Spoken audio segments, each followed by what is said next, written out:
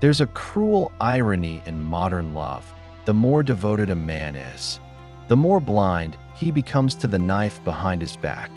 In a world where female infidelity is no longer whispered in shame, but celebrated as empowerment, one voice from the past dares to speak the truth, Friedrich Nietzsche. While others saw love as salvation, Nietzsche saw it as a battlefield of hidden power, where the one who loves more is the one who suffers. And in today's world, this suffering is no longer hidden. It's broadcasted, laughed at, and turned into viral content. Why has female infidelity become not only more common, but more normalized? Why are men who give their whole heart often the last to know and the first to be humiliated? The answer is not in simple psychology. It lies in the dark depths of human will, power, and resentment, the very themes Nietzsche built his philosophy upon. This video is not for the weak-hearted. It is for the man who has felt that quiet betrayal, who gave her everything, only to be left looking like a fool in front of the world. It is for the man who suspects that modern love is a rigged game, where the rules are made to keep him weak. Nietzsche warned us, not just about women, but about what love becomes when truth is no longer sacred, when instincts are corrupted, and when man worships woman blindly. You are about to uncover a brutal reality that the modern male lover is not seen as noble, but laughable. Let's begin this descent into Nietzsche's darkest truth about love, loyalty, and the woman who cheats without shame. Studio Microphone Part 1. The Modern Woman and the Will to Power. Why she betrays without guilt. To understand why female infidelity has become a cultural trend, a movement disguised as liberation, we need to understand what Nietzsche meant by the will to power. This isn't just a desire to dominate others. It's the fundamental drive in all human beings to assert control over their environment, to manipulate appearances, and to elevate their position in a social or emotional hierarchy. Nietzsche didn't single out women, but he did describe how, in the realm of instinct, women operate differently than men. While men express their will to power through conquest, ambition, and external achievement, women often express it through emotional control, sexual influence, and social strategy. Infidelity, then, becomes not merely a betrayal, but a performance of power. In Nietzsche's view, morality is not fixed. It is created by the strong to serve their purpose. What happens when a woman no longer sees faithfulness as moral, but rather as limiting? In today's world, this is exactly what's happening. Female infidelity is being recoded. It's not a sin, it's self-expression. It's not betrayal, it's self-actualization. Behind the smile and the TikTok trend, there is a Nietzschean revolution occurring, the inversion of values, where what was once shameful is now applauded. Women have, historically, been denied many forms of external power. So where does the instinct for dominance go? It goes inward. It becomes psychological. It becomes sexual. The woman who cheats today doesn't always do it for love or lust. She does it to reclaim a narrative, to feel powerful in a world that once made her feel small. And here is where Nietzsche's darkness shines through. He argued that truth is unbearable for most people. And the truth is this: a woman may cheat on you not because you're inadequate, but because your love makes her feel nothing. It does not challenge her. It does not excite her will to power. It does not test her dominance. And so, she seeks elsewhere, not for a better man, but for a more useful test subject. This is not about right or wrong. It's about instinct. In the modern age, infidelity is no longer an accident. It's a calculated assertion of emotional supremacy. And the man who still believes in romantic fairy tales, he becomes the victim of a game he doesn't even know is being played. Studio Microphone Part 2. The Man Who Loves Too Much. Nietzsche's warning to the romantic fool. Nietzsche once said, "Ah, women, they make the highs higher and the lows more frequent." This wasn't just poetic cynicism, it was a diagnosis. Because the man who falls in love without understanding the battlefield he's entering isn't noble, he is, in Nietzsche's view, deluded. He doesn't realize that by worshiping the woman, he has already made himself small in her eyes. Modern culture teaches men that loving unconditionally is virtuous, that vulnerability is strength, that submission to the emotional needs of a woman is what makes a man truly masculine. But Nietzsche would laugh at this, or weep, because he knew that love without power is slavery, and the man who gives his whole soul, who sacrifices his will, becomes not a partner, but an emotional servant. Women, Nietzsche argued, do not want to be placed on pedestals. They want to be captivated, not by worship, but by mystery, dominance, and strength. When a man surrenders too much, when he becomes completely safe, he stops being exciting. He stops being a challenge. And in her subconscious, the woman begins to ask, if he is so easily mine, is he even worth keeping? Infidelity often doesn't happen out of hatred. It happens out of boredom, out of a quiet contempt that grows when a man becomes predictable, emotionally available at all times, and dependent on her validation. Nietzsche warned of this long ago, that a man who needs to be loved is already weak, and that weakness invites exploitation. Let's go deeper. When a woman cheats, it's not always physical. It starts in conversation, in DMs, in comparisons. And while she tells her man, I love you, she is already measuring him against another. The tragedy? He's too in love to see it. He thinks he's winning her heart, when in truth, he is being phased out quietly. Nietzsche believed that love, in its highest form, should be a dance between two powerful beings, not a prison where one loses themselves to gain approval. But most modern men have confused love with submission. They make grand romantic gestures, shower her with affection, and forget the most Nietzschean truth of all. Whoever is most willing to lose the other holds the most power. So, what does the man in love become in today's world? Not a poet, not a warrior, but a public fool, mocked in memes, laughed at behind his back, used as the safe option while she experiments elsewhere. And by the time he wakes up, the damage is done. The betrayal is not only emotional, it's existential. He was not just cheated on, he was discarded as irrelevant. Part 3. How female infidelity is justified by culture. Nietzsche's slave morality in action. There is a deeper reason why female infidelity is no longer whispered in shame, but projected proudly across social media. Why betrayal is rebranded as self-care, and deception is praised as healing. Nietzsche predicted this cultural flip long ago. He called it the rise of slave morality, when the weak, instead of striving to be strong, redefine morality in a way that justifies their resentment and reverses the meaning of virtue itself.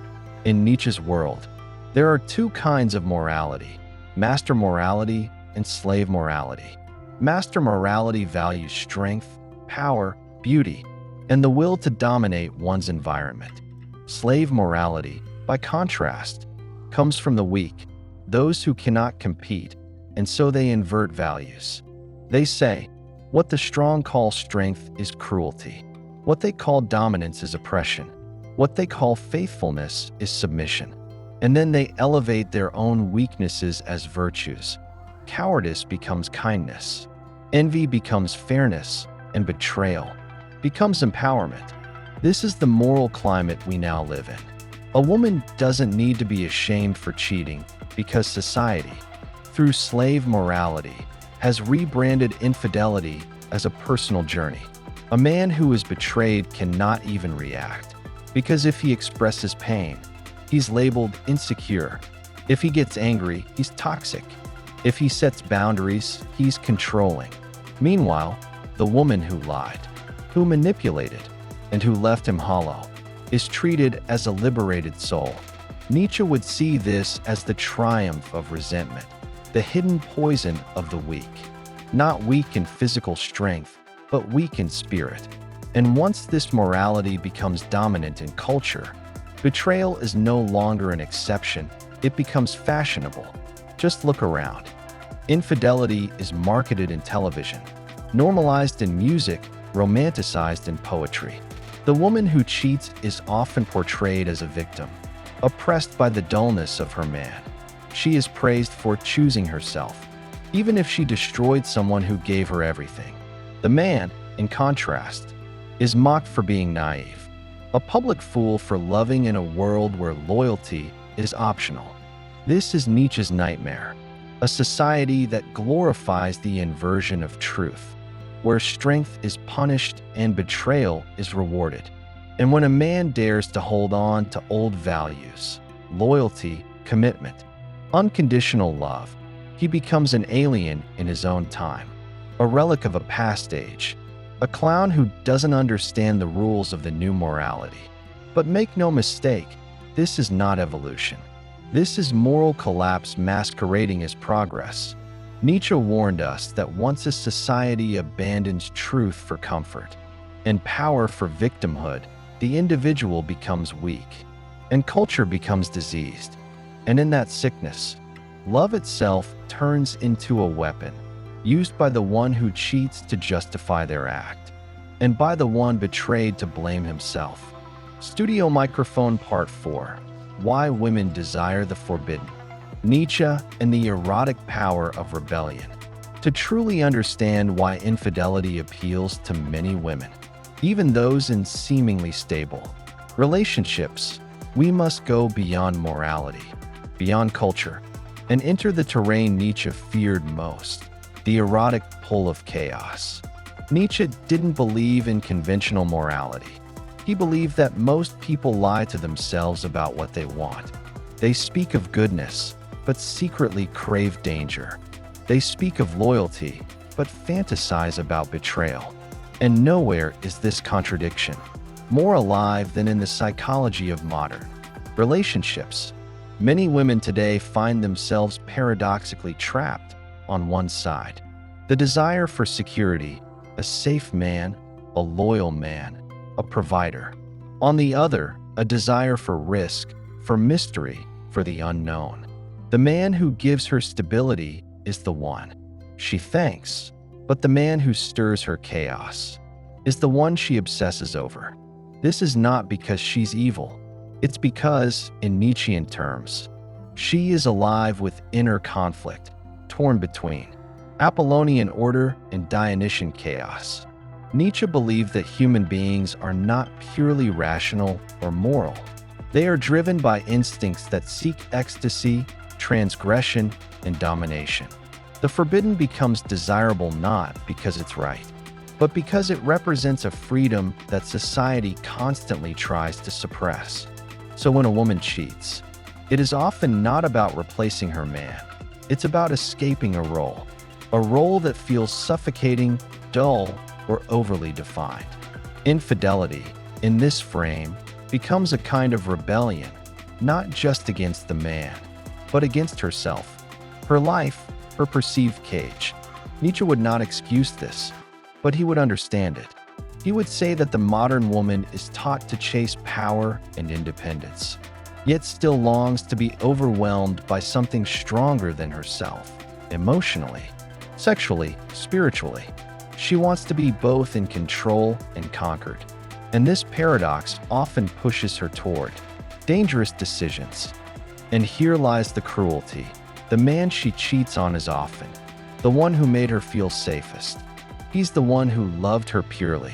But that safety, in Nietzsche's tragic view, becomes boring.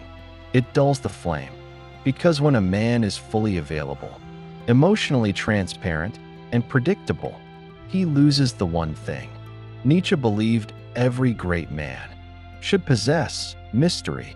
Without mystery, without danger, a man becomes a utility, a background character in her personal story. And once that perception settles in her mind, infidelity is no longer a question of if, but when. She may not plan it. She may even regret it. But the act itself will make her feel alive again. because it shatters the image she has of herself. The good girl, the loyal partner, the respectable woman. Nietzsche said it best: one must still have chaos in oneself to give birth to a dancing star. Part 5. The public humiliation of the romantic man when betrayal goes viral. Once upon a time, betrayal was a private wound. Now, it's a public spectacle.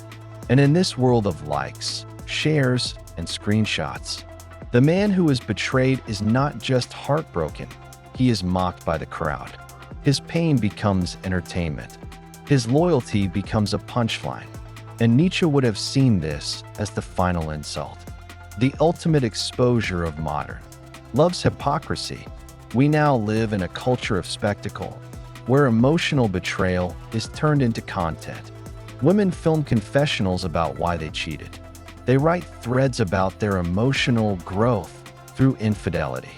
Some even celebrate their betrayal as a form of spiritual awakening. And what about the man? He is erased, turned into an abstract X, a forgettable footnote in her new narrative of empowerment. Nietzsche would call this a theater of cruelty, where the man's humiliation is necessary to complete her transformation. In the process of asserting her power, she must destroy his image, not just in her mind, but in the public eye. And the man who loved too much becomes a meme, a joke, a warning sign to other women. Don't settle for him. But Nietzsche would also say, this humiliation is not new. It is just now visible. In ancient times, the man in love was always at risk. What's different now is that his downfall is celebrated. It's branded. It's monetized. The woman who betrays becomes an influencer. The man who is betrayed becomes a lesson, not in love, but in how not to love. The crowd loves a fall, especially when the man thought he was in control. And so the romantic man, who gave everything, who believed in love, who stayed faithful, becomes not just a fool in private, but a spectacle in public. Nietzsche warned that modern man would become too sentimental, too emotional, too trusting, and that in doing so, he would invite the very chaos he thought he had tamed. His tragedy? Not just that he was betrayed, but that he never saw it coming. And worse, he still wants her back. Part 6. The woman's hidden resentment. Nietzsche on why love turns into contempt. The most terrifying betrayal is not the one that comes suddenly. It's the one that was quietly growing in the background, undetected, unspoken, and unchallenged. Nietzsche believed that what is not expressed turns into poison. And when it comes to modern relationships, female resentment is one of the most powerful poisons of all. It doesn't announce itself. It doesn't scream. It smiles. It says, "I'm fine." It kisses you goodnight, and then dreams of someone else. But where does this resentment come from? Nietzsche gives us a brutal answer. It is born when one person feels they cannot fully express their will to power.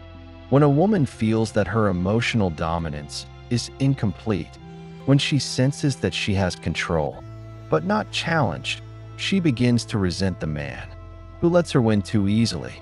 And what's worse, he doesn't see it. The romantic man interprets her coldness as stress, her silence as tiredness, her emotional distance as a phase. He continues to love. He continues to give. And with every act of blind devotion, she feels more trapped, more superior, and more quietly disgusted. Nietzsche saw this pattern clearly. What a woman says of love is always a lie. What she really wants is power. And when she cannot respect the man she's with, because he has made himself too available, too soft, too predictable, her love doesn't die all at once. It mutates into resentment, into comparison, into emotional contempt. This is why many women cheat not with better men, but with more dominant men or more chaotic ones. Because what they seek is not necessarily love or even affection. What they seek is the death of stagnation, the thrill of feeling small again, the shock of losing control. And if their current man is too focused on making them feel safe, he forgets that part of desire lives in the unknown, in the tension, in the polarity of power. A man who tries to give her everything often ends up giving her nothing she truly desires. And over time, she starts to see him not as a lover, but as a symbol of her own boredom, her own limitations, her own spiritual decay. She may never say this aloud, but her eyes will tell you, her silence will tell you, her sudden interest in her phone, her withdrawal from sex, her vague frustrations. These are signs of resentment, not from what he did wrong, but from what he failed to be. Studio Microphone Part 7. Becoming the Übermensch, the only man she can't humiliate. So what is the solution? Is a man doomed to either be betrayed or become cold and closed off forever? Nietzsche offers a path, not one of bitterness, but of transformation. The answer is not to suppress your emotions, nor to become emotionally distant. The answer is to transcend, to become the man that no woman can humiliate because he does not live for her validation. Nietzsche called this the Übermensch, the overman, not a macho caricature or a ruthless manipulator, but a man who lives by his own code, who creates his own values, who does not beg to be loved, because he loves himself through the fire of his own suffering. He is not controlled by pleasure or pain. He is not reactive. He is sovereign. In today's world, where men are taught to seek approval, to win hearts through submission, Nietzsche's Übermensch is the ultimate rebellion. He doesn't chase. He doesn't plead. And if he is betrayed, he does not crumble. He simply leaves, not with rage, but with silence. Because betrayal does not make him question his worth. It only proves that the woman was never able to match his depth. This is the man women cannot manipulate, not because he is cruel, but because he is unshakable. He never gives more than is earned. He never fears rejection, because his soul is full of meaning beyond romance. And when he loves, he does so not out of need, but out of strength. And strength, Nietzsche reminds us, is what the feminine truly respects. The man who becomes Übermensch is not immune to heartbreak. He feels deeply, but he transforms pain into power, betrayal into wisdom, and foolishness into clarity. He doesn't just survive infidelity. He uses it to rise above the entire game, the death of illusion, and the rebirth of the stronger man. Now you know why female infidelity is not just a trend. It is a reflection of a deeper sickness in modern love. It is the product of a culture that praises betrayal, punishes loyalty, and calls it growth. It is a symptom of a society that laughs at the man who loves deeply and cheers for the woman who cheats boldly. Nietzsche didn't offer comfort. He offered truth. And the truth is this: if you enter love without power, you will exit it in public shame. If you give everything to a person who hasn't earned it, you will lose not just them, but a part of yourself.